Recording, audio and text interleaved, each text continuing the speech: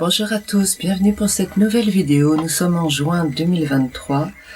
Je vous retrouve avec plaisir, même si je suis franchement pas en forme aujourd'hui. Je vais faire de mon mieux, surtout que le sujet est à l'opposé de mon état. Oui, je suis un être humain, j'ai des hauts et des bas, et là c'est une période un peu difficile. Ça fait partie du processus de la vie, ça monte, ça descend, il y a des choses à nettoyer, donc voilà, je suis dans une de ces périodes. Et pourtant, je vais vous parler de la joie. Qu'est-ce qui nous empêche de retrouver ou de trouver la joie dans notre vie? Il y a pas mal de choses, à vrai dire, qui nous en empêchent. Une des premières choses, c'est évidemment la façon dont on va aborder notre vie, c'est-à-dire l'angle de vue que nous allons choisir. Mais une autre chose, et c'est par celle-ci que je vais commencer, est le fait de faire de l'instant présent un tremplin pour autre chose, pour un plus tard ou pour un ailleurs, c'est-à-dire un autre endroit dans le lieu, un autre endroit dans l'espace ou dans le temps. Quand je suis en train de faire quelque chose, pour le plaisir que ça me procure à l'instant immédiat dans lequel je suis en train de faire ces choses, la joie est là. Parce que je suis connectée à mon être intérieur, connectée à mon âme, connectée à ma source, tous les noms que vous pouvez mettre là-dessus. Mais c'est cette idée de présence. Quand je suis dans la présence, je vais automatiquement trouver une connexion, retrouver une connexion à cette partie plus élevée de moi-même.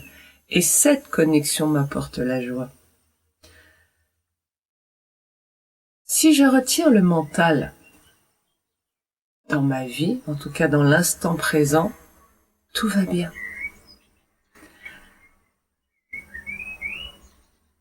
Quand j'ai marché pendant 4 heures, une bonne activité physique, il y a des hormones de bien-être qui sont sécrétées, et je me retrouve parfois trop fatiguée pour penser, juste affalée. Imaginons une belle journée de printemps, fait chaud mais pas trop. Et la randonnée est finie, on s'allonge dans l'herbe au soleil. Et c'est juste ce moment de waouh, il n'y a rien dans la tête. Et on se sent merveilleusement bien. On est juste là. Je vais aller plus loin sur cette notion de être dans le moment présent, parce que c'est vraiment un de nos problèmes importants. Faire les choses pour plus tard. Je travaille dur pour obtenir quelque chose plus tard. Une promotion, une paye, etc. Je vais me coucher tard pour faire tout ce que j'ai à faire. Pourquoi faire tout ce que j'ai à faire? Pour que demain, blablabla. Je ne dis pas que c'est bien ou c'est mal. On est simplement en train de regarder comment ça se passe au niveau du processus. Quand je quitte l'instant présent, et j'ai déjà fait des vidéos là-dessus, je m'inflige des souffrances maintenant acceptables pour mon mental par rapport à un futur meilleur. C'est-à-dire souffrance au présent pour avenir positif. Mais l'avenir n'existe pas, l'avenir n'arrivera jamais. Vous ne pouvez pas dire, là, ça y est, je suis dans l'avenir. Le seul moment auquel nous vivons est le temps présent. L'avenir est une création de notre mental pour pouvoir nous infliger des choses au présent, pour pouvoir avoir une prise sur nous. Évidemment, quand l'avenir n'existe pas, quand vous arrêtez de vous dire, qu'est-ce qui va se passer derrière ? Qu'est-ce que je vais recevoir de négatif en général dans notre scénario? La peur disparaît. Les choses, elles sont immédiates. Donc, ok, je fais pas. Mais il n'y a pas ce pouvoir du mental qui nous dit, oh là là, attention. Si là tu dors 10 minutes, si tu fais une sieste, ta journée est fichue. Tu vas pas dormir ce soir. Hop, un film de ce qui va se passer après. Donc, bien que mon corps ressente de la fatigue, je ne vais pas dormir. Je ne vais pas accéder à ce qui est juste dans mon instant présent. Je vais aller à l'encontre des besoins de mon corps pour satisfaire dans ma tête un tyran, parce que le mental est un outil, ne l'oublions pas. Mais un outil, quand il décide à ma place et qu'il me coupe de mes sensations, ça devient un tyran. C'est-à-dire que c'est un peu comme l'informatique à l'heure actuelle, les écrans. Au lieu d'être des outils dans notre quotidien qui nous aident, c'est très pratique un ordinateur, un téléphone, nous devenons aliénés.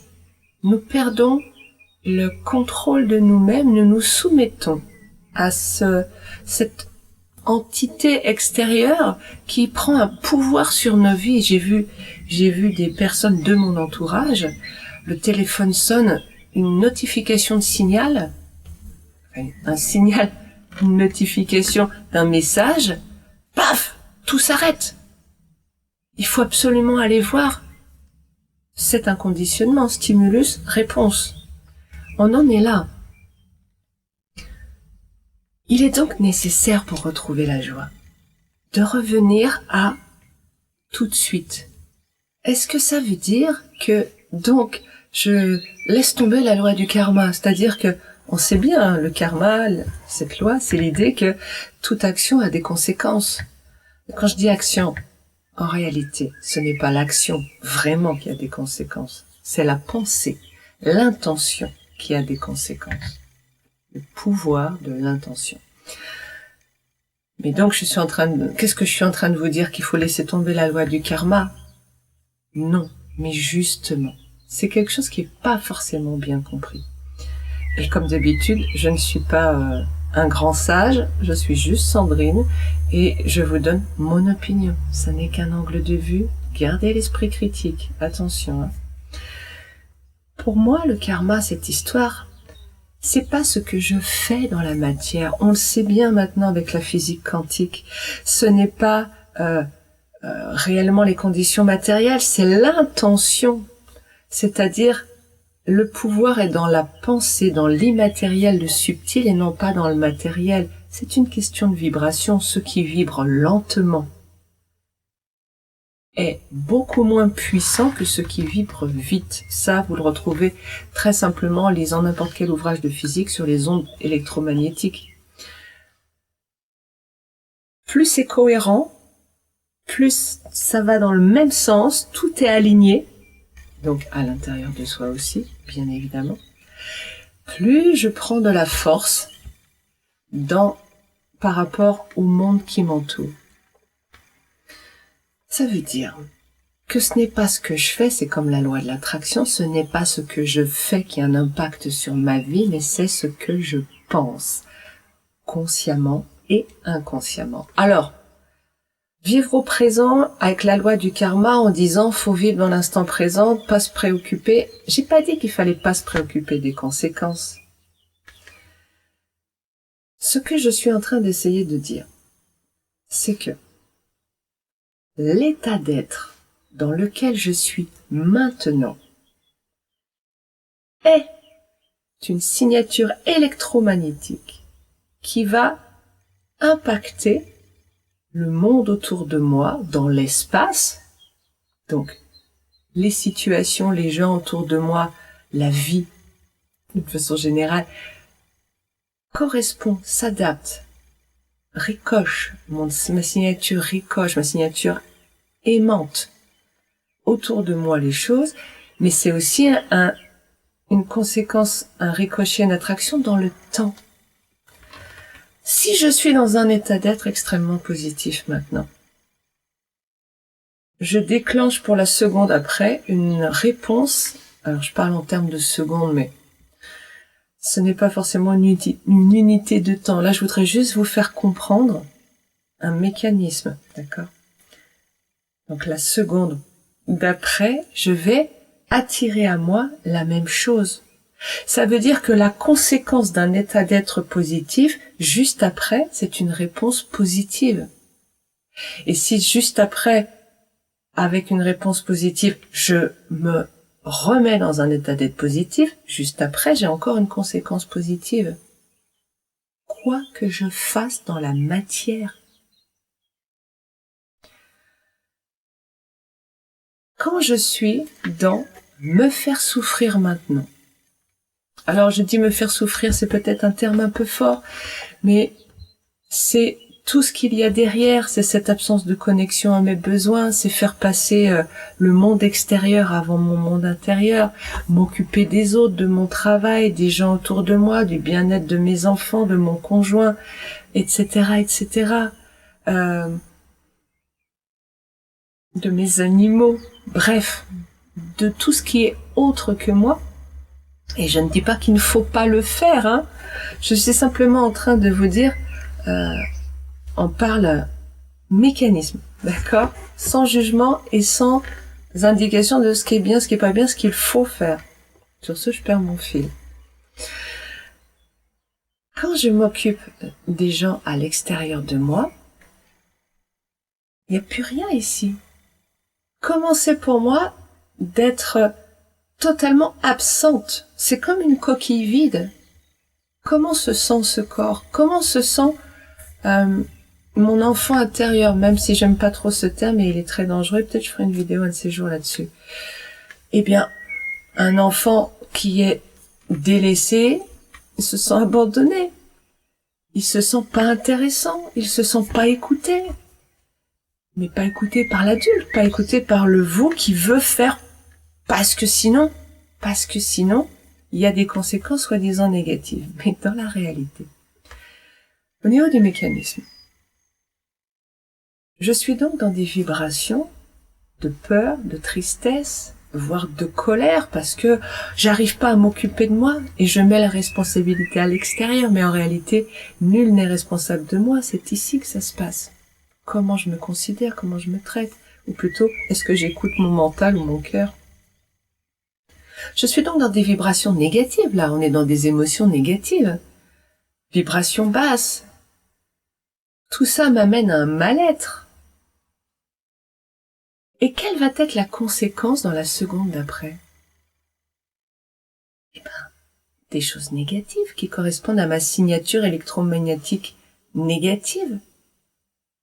Cette conséquence, elle vient de mon état d'être initial, pas de ce que j'ai fait. Et comment c'est quand je vis des choses négatives? Ben, on le sait très bien. Avec la façon dont on est construit, on se retrouve à penser qu'on a fait quelque chose de mal, donc on se sent coupable. Et donc on est encore dans des émotions négatives. Et vous voyez que, quel que soit l'état d'être à l'instant T, il se crée un cercle derrière, un cercle virtueux ou un cercle vicieux. Bien sûr, ce n'est pas un cercle éternel. Les choses peuvent changer, heureusement. Et nous avons un pouvoir là-dessus. Mais donc, prenez conscience que de par la loi du karma et de par la loi de l'attraction, quand je suis dans l'instant présent, concentré à être simplement au mieux de ce qui est en train de se passer, d'être totalement là et de faire les choses, je vais prendre un petit temps après pour vous expliquer ce que ça veut dire ça, et de faire les choses juste pour ce qu'elles sont. Je me sens bien. Et donc, les choses s'organisent ensuite pour correspondre à ce bien. Et c'est en cela que je peux guider ma vie. Ce n'est pas en me faisant souffrir que ma vie va sortir de la souffrance, bien évidemment. Pour prendre un exemple concret, quand je fais quelque chose, par exemple quand je dessine, je suis pas en train de me dire, et là je ne dis pas que moi, Sandrine, je suis tout le temps dans cet état-là et que j'arrive à faire ça. Je vous donne un exemple. Hein. Je suis pas une sainte, loin de là. L'idée donc, quand je dessine, quand vous dessinez, ce serait de ne pas se préoccuper de qu'est-ce que ça va donner. Est-ce que ça va être joli? Est-ce que ça va plaire? Est-ce que ça va avoir des retombées? Non! Au moment où je trace un trait, est-ce que je suis dans le plaisir de tracer, de me voir de ma main qui bouge, de voir cette trace que je laisse sur la toile. Quand je chante, est-ce que c'est juste le plaisir de faire sortir ma voix ou est-ce que je me préoccupe de ce que les autres pensent à côté, c'est-à-dire dans l'espace? Qu'est-ce que les gens pensent de moi? Est-ce que ma voix est jolie? Est-ce que ils vont me juger sur mes fausses notes? Quand je conduis, je gare ma voiture, il y a des gens qui me regardent garer la voiture. Qu'est-ce qu'ils vont penser de moi? Oh mon Dieu, je suis mal garée. Qu'est-ce qui va se passer? Non. Je me gare. Et je me gare. Ça peut vous paraître absurde de dire avec plaisir, bon, on se gare pour se garer. Non, justement. Au moment où je me gare, les mains sont sur le volant, j'essaie d'avoir une respiration souple, un mouvement souple pour tourner la tête, pour avoir quelque chose de fluide, juste pour, dans l'action, être dans le plus de beauté, de fluidité, de simplicité. J'en fais un acte. J'ai une formation de danseuse, donc quelque part, pour moi, c'est comme une petite danse, mais peut-être trouverez-vous une analogie qui vous parle davantage. C'est-à-dire que chaque geste doit, non, il n'y a aucune obligation, hein, mais chaque geste est beau en soi. J'essaie de faire de chaque geste, de chaque parole, de chaque instant, quelque chose de beau. Quelque chose de plein, qui existe simplement de façon éphémère pour ce qu'il est, mais dans lequel je suis pleinement engagée, et non pas en train de penser, et vous voyez la différence de qualité dans ma voix, dans mon état d'être, et pas en train de penser à « oh bah mince, il faut que j'aille à la charcuterie, puis après il faut que je passe à… » Quand je pense à ce que je vais faire après, je ne suis plus là. Je ne suis plus là et je ne peux plus habiter ce corps avec la qualité d'être qui me permet de vivre en joie. Ce n'est pas en pensant à plus tard, en désertant cette coquille, que je la nourris de joie et de belles vibrations.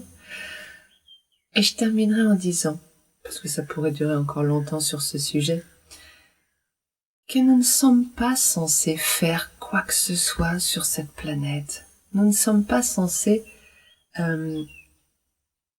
avoir une mission dans le faire, même si c'est un peu ça va peut-être te demander plus de temps finalement. Nous n'avons pas une mission première dans le faire. Nous avons une mission entre guillemets, parce que c'est pas la notion de tu dois, c'est la notion de tu es. Être dans la joie est notre nature profonde. Et ce n'est que quand nous sommes dans la joie, dans le moment présent, occupés à faire vivre ce qu'il y a de plus beau à chaque seconde, que nous allons pouvoir incarner la mission du faire, c'est-à-dire le divin, si vous croyez en Dieu, ou l'énergie vitale de joie, de beauté, la plus pure des énergies, va pouvoir s'insuffler dans nos actes et avoir des répercussions, puisque c'est une énergie de haute vibration, donc puissante. C'est en cela que nous pouvons changer le monde intérieur, d'abord, avant tout, et ça suit forcément autour, mais ce n'est pas, on ne change pas le monde extérieur. C'est pour ça que Gandhi a dit, il a dit, soyez le changement que vous voulez voir en ce monde, ou quelque chose d'approchant. Vous ne pouvez pas changer les autres, sinon vous êtes des manipulateurs. Un manipulateur, c'est quelqu'un qui est dans l'ego. Il croit qu'il peut faire des choses sur les autres, ou il le veut en tout cas, donc il est dans des basses vibrations. Vous ne pourrez jamais améliorer les choses autour de vous en essayant de manipuler qui que ce soit. C'est votre lumière qui va le faire. Juste votre lumière. Vous ouvrez les mains et vous proposez à l'autre, voilà, veux-tu m'accompagner un bout de chemin? Il le fait, il ne le fait pas, mais vous n'avez vous aucun pouvoir sur les autres. Par contre, vous avez ce pouvoir absolu de, à partir de maintenant, faire de chaque instant un moment complet, complet, un tout rempli de joie, de belles vibrations, d'insuffler dans chaque acte, dans tout ce que vous touchez, tout ce qui sort de votre bouche, de la lumière, de la joie, et donc rayonner cette belle joie retrouvée, car elle n'est nulle part ailleurs que maintenant, absolument pas dans plus loin ou plus tard.